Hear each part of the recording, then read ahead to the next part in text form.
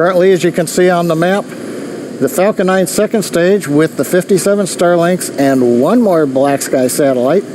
We're passing south of Australia, kind of halfway between Australia and the Antarctica continent.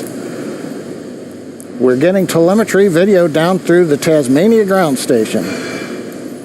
Now we're beginning to switch camera views back, looking at the MVAC nozzle. We've got two cameras on the back end of the second stage, one on each side of the MVAC-D engine so that we can get a view almost all the way around to the engine when it's operating.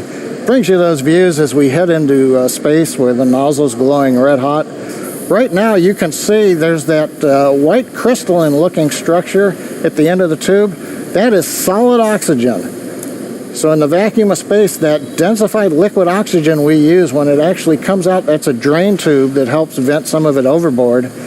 It'll actually freeze into a solid. So just think about that. That's oxygen that you breathe in solid form. It's actually fairly fluffy. It's not a very hard crystal, and you'll see them pop off if you watched our webcast before, or we may see one come off a little bit later.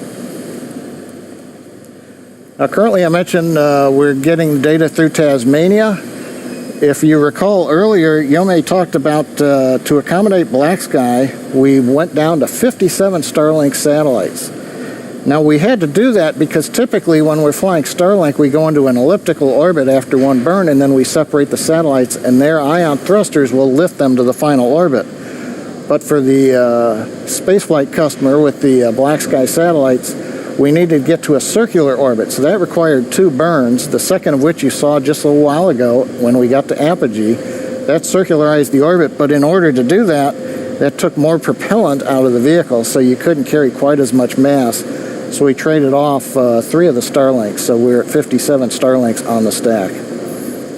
Again, another view there looking back on the MVAC-D engine. That's the solid oxygen out on the overboard drain line that you can see in that one camera view. Now currently second stage is fairly passive. We deployed the first of the 2 satellites. We don't do any maneuvering, we're just holding it there. What we essentially are doing is occasionally we're letting a little bit of pressure out the back end of the vehicle.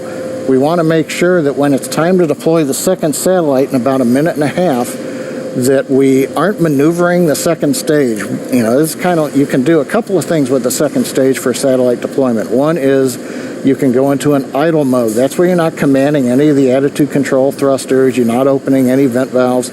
You want the stage to be passive so that when the satellite separates, there's not the chance the second stage may be rotating or slewing a little bit. The other way that we'll see a little bit later with the Starlinks is you can spin the stage. That'll give a little bit of gyroscopic stability or rigidity to the satellites as they come off of the stack. So for the BlackSky satellites right now, we're getting ready for the second deployment, and we're just leaving the second stage in an idle mode where it's not maneuvering and giving good conditions for the deployment. The BlackSky satellites themselves are each held on to the very top of the stack with what they call a light band. That opens up with a motor, and then springs slowly push away the satellites, as you saw with the first one, moving away slowly. Expect to come to the next deploy in about 20 seconds. We're going to listen in for the avionics engineer confirmation.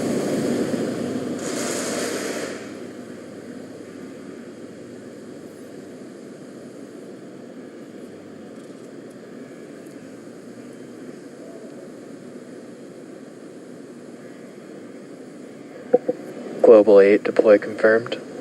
And there it is, Global 8 deploy confirmed. The second of the 2 BlackSky satellites that are on top of the large stack that you see there. So we've got the first 2 out. There are 57 more to go. So right now we've got, as I said, 2 BlackSky satellites on behalf of our customer Spaceflight. Now that makes a total of 6 BlackSky satellites in the constellation. And we want to wish a bon voyage to the BlackSky satellites. It was our pleasure to give you a lift today into Earth orbit. Now, as I mentioned earlier, Stage 2 is going to continue to coast in this orbit for another 24 minutes. Now, during this time, we will slowly spin the second stage along its central axis. As we come back to camera view, you may be able to tell it's fairly hard to see that we're spinning. It's very slow. but that will provide the stability that the Starlink satellites need as they space themselves out over time after they separate from the second stage.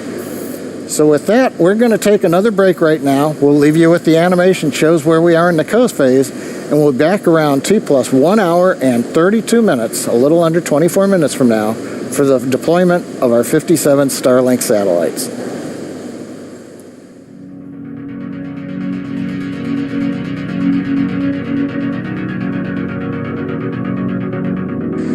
Expected loss of signal, Tasmania.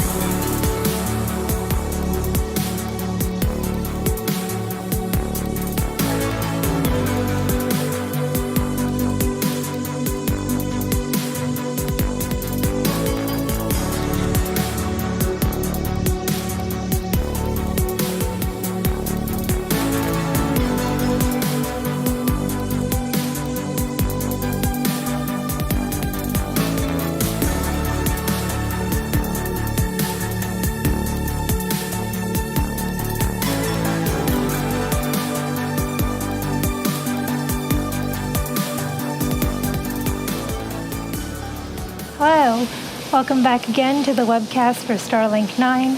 Just before we went on break, we saw the successful deployment of the two BlackSky satellites, which were ride-sharing with Starlink.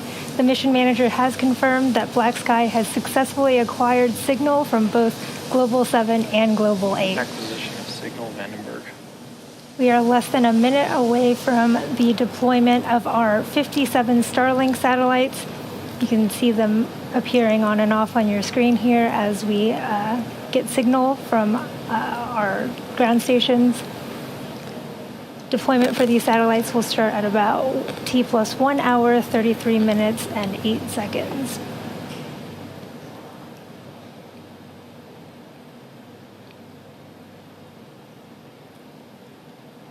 Again, the second stage will slowly spin and deploy the stack of 57 Starlink satellites. Coming up in just under 10 seconds here.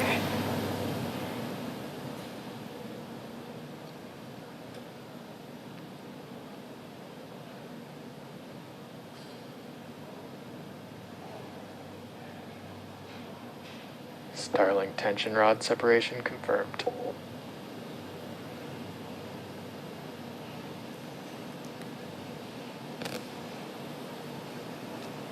Heard the call out that we've had a successful deployment of our Starlink satellites. Oh, you can see the video just came back here of them floating away into space. To date now, we've sent 595 Starlink satellites into orbit.